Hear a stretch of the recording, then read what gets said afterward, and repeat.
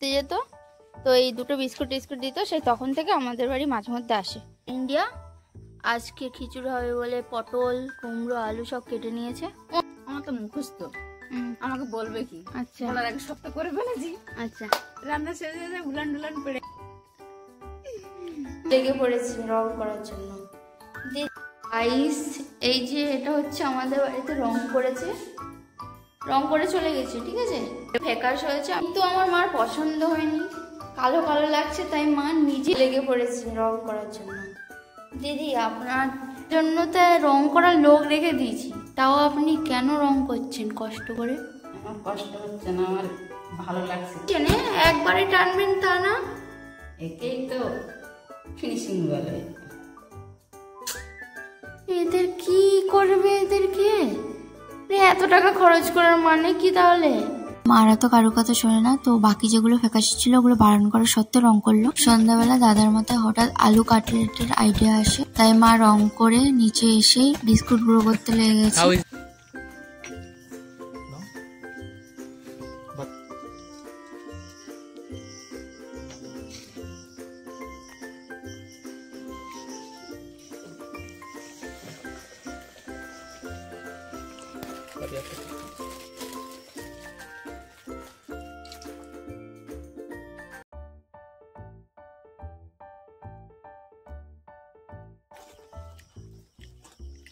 বেশি দিয়ে দিবি।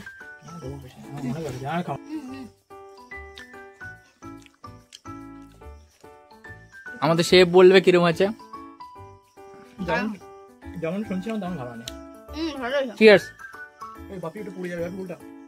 ভাবলাম সুন্দর সুন্দর আলুর কাটলেট খেয়ে একটু রেস্ট নেবো, কিন্তু তার কোনো উপায় নেই, উপরে রং হচ্ছে, তাই সমস্ত জামা কাপড় আমাদেরকে গোছাতে হবে। তাই কথা না বাড়িয়ে চলো লেগে পড়ি জামা কাপড় গোছাতে। একা আমার দ্বারা তো সব জামা কাপড় গোছানো পসিবল না, ওই জন্য মা আর ভাই দুজনকে ডেকে নিয়েছি।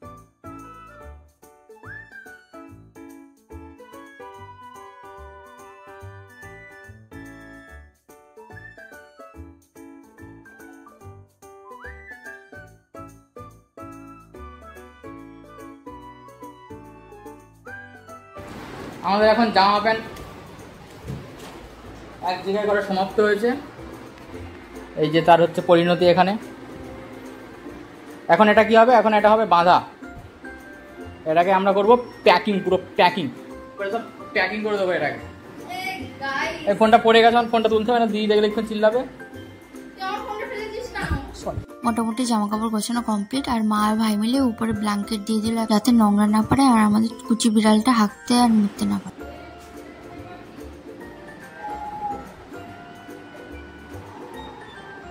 আপনারা যতটা দেখলেন যে হচ্ছে এত জামা কাপড় কার, হয়তো বুঝতে পারছেন না কার, এই মহাশয়া। এখন আমরা যাবো ওদিকে, একটু মা ডাক পড়েছে। ঘরটা ভালো লাগছে, ঘরটা ভালো লাগছে। ওই ঘরটা দেখা ও এখন এটা এখন আনকমপ্লিট। কি হয়েছে? আমাদের এখানে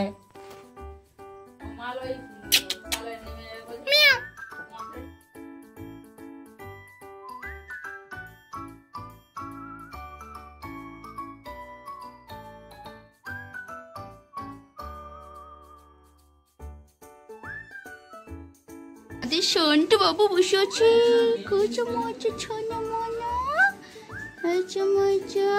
বদমাস বদমাস বদমাস। Hello guys, welcome to another blog.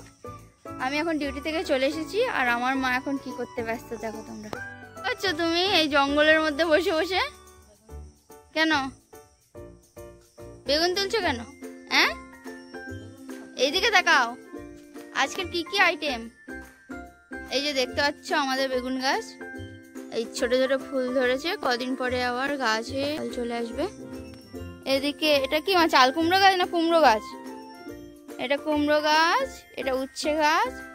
উচ্ছে এখানে পোকা ধরে গেছে, কটা উচ্ছে তোলাও হয়েছে, তুলে খাওয়া হয়ে গেছে। আর এইটা হচ্ছে পুঁই শাক গাছ, এটাও একটা উচ্ছে গাছ।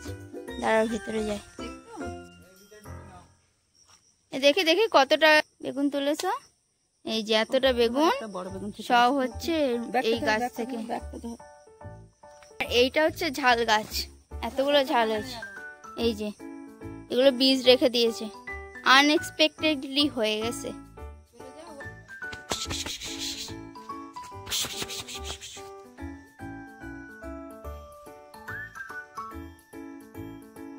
আমাদের কাছে আম ঝুড়ি ঝুড়ি আছে, এই আমগুলো আষাঢ় মাসে পাকে, ওই জন্য এখন আম জানতে আছে, নাহলে সব গাছে আমগুলো পেড়ে নিয়েছে। এই আমগুলো টেস্টিও হয়, কি ল্যাংড়া না কি বলে এই আম গাছটা। আর এটা হচ্ছে আমাদের ডবল টগরের গাছ, জোড়া টগর। দেখছো কি কিউট কিউট ফুলগুলো। দাঁড়াও টেস্টটা লো করে, কি সুন্দর দেখতে। চলে আয় বদমাস, বদমাস কাম, বদমাস কাম।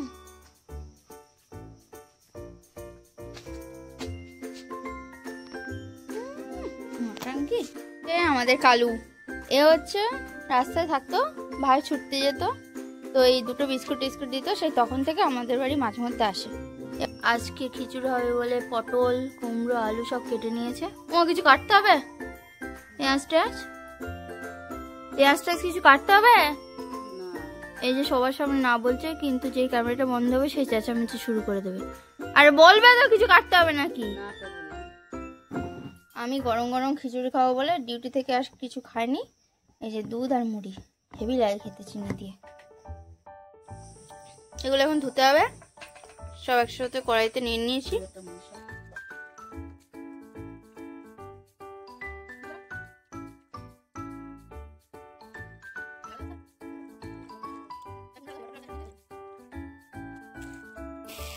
শুধু শুধু ঢং করে ভিডিও করলে তো হবে না, বাড়ি থেকে বের করে দেবে। দাঁড়াও, কড়াইতে তেল আর লবণ দিয়ে পটল আর আলুটা একটু ভেজে নিই।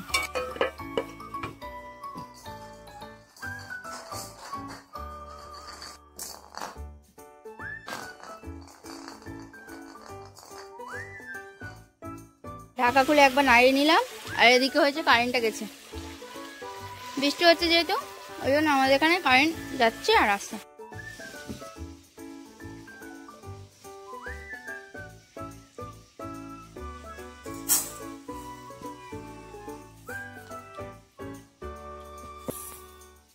আর দেবে না কি, হাফ ডাল হাফ চাল।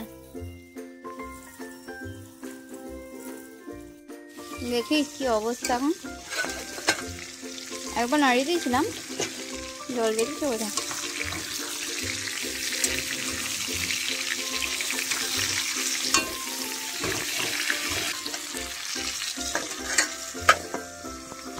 মা কলতলে চলে এসেছে চাল আর ডালটাকে ভালো করে ধোয়ার জন্য। আলু পটল ভাজা হয়ে গেছিল, তাই পরে কড়াইতে আবার কুমড়ো তুলে দিলাম। কুমড়ো প্রায় ভাজা ভাজা অবস্থায় জল ছেড়ে দিয়েছে। এখন কড়াইটা উনুনে শিফট করছি, মা উনুনে রান্না করবে সেই জন্য। খানিকক্ষণ কুমড়োটা একটু ভেজে নিল। কুমড়ো ভাজার পরে যে তেলটা ছিল ওই তেলেই ডালগুলো দিয়ে দিল ভাজা। ডাল ভাজা হয়ে গেছে, এবার গরম কড়াইতে ঘি দিয়ে দিল। ঘিতেই চালগুলো ভাজা হবে খিচুড়ির জন্য।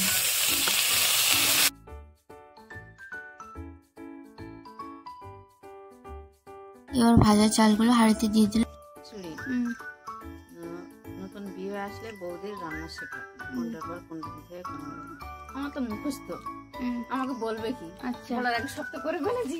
আচ্ছা রান্না শেষে যায় উলান ডুলান পেড়ে গেছে, এই তো নাচ বউ তো সব পারে, আমি কি শিখিবা নাচ বউকে। মিথ্যে মিথ্যে নিজের প্রশংসাটা করে নিল। আমি জানি না তুমি কতটা দেবে, বেশি দিলে আর ভালো লাগে। এখন গরম কড়াইতে তেল দিয়ে তেজপাতা আর পাঁচফোড়ন দিয়ে দিল কুচনো পেঁয়াজ। একটু আগে মার কাছ থেকে শুনছিলাম মার হয়ে আসার পরে শ্বশুর বাড়ির অভিজ্ঞতা। রান্না ঠিকঠাক করছে নাকি দেখার জন্য চলে এসছে আমাদের ম্যানেজার। একদিন বলছি, আমি কি বলছি তাই বলছি, তুমি আমার বড় মামা মতন দেখছি, আমি তোমাকে মামা বলে ডাকবো। ঠিক আছে দেখি তোমাকে মামা বলে। গরমে দেখো কোথায় যাচ্ছে, পাল্টে যা লাগে খেয়ে না উঠে মাছ আছে না দেখেছি। ভাই এদিকে বেগুনি করার জন্য বেগুনগুলো লম্বা লম্বা করে কেটে নিচ্ছে। এদিকে তালে গলে মার অর্ধেক জিনিস হাঁড়িতে তোলা হয়ে গেছে।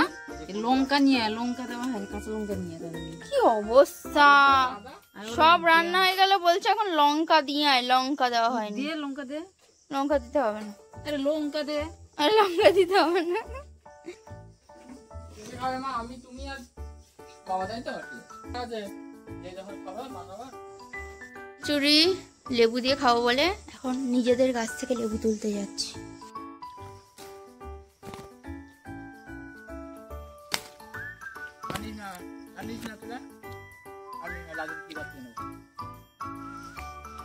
গোলমরিচের গুঁড়ো, এবার একটু লবণ দেবেন। বেগুনিতে হলুদ দেবেন না প্লিজ, বন্ধ করে প্লিজ প্লিজ না। প্রথম কথা এটা হলুদ না, আপনি যদি রান্না বান্না জানেন, আপনি একটা মেয়ে, আপনার উচিত। সরি, এটা জিরে, বেগুনিতে কে জিরে দেয়? সব কিছু দেয়, ওই জন্য বিচ্ছি লাগে। নো নো সাইড ভাগে নিয়ে। এইভাবে দিনের পর দিন আমি এই বাড়িতে অত্যাচারিত হচ্ছি। না দিস না, বিচ্ছি লাগে আমার বেগুন। হলুদ বন্ধ কর, দিস না। না বেরো, হলুদ হচ্ছে সব থেকে ভালো জিনিস, শরীরের পক্ষে, মনের পক্ষে, সব ভালো।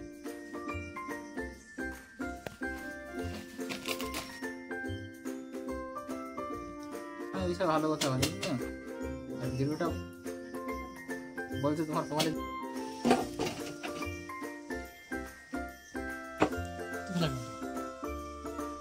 গরম তেল রেডি হয়ে গেছে, এদিকে বেগুন আর বেসন। বেসনে এবার জিরে, হলুদ, গরম মশলা সব দেওয়া হয়েছে। গরম মশলা না, কি this is chef Abhijnana, this is ফোটা শেপ, গামছাওয়ালা শেপ। চেকিং করা হয়ে গেছে, তেল গরম হয়ে গেছে, এবার ব্যাটারে ডোবানো হবে আর ছাদ করে ছেড়ে দেওয়া হবে।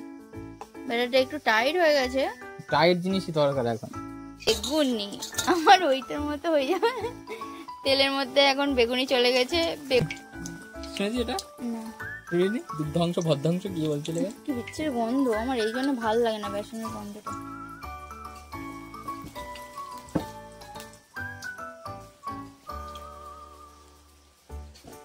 আর লোভ সামলাতে পারলাম না, তাই 2-3টে বেগুনি ভাজার সঙ্গে সঙ্গে আমি থালা নিয়ে চলে গেলাম খিচুড়ি নিতে।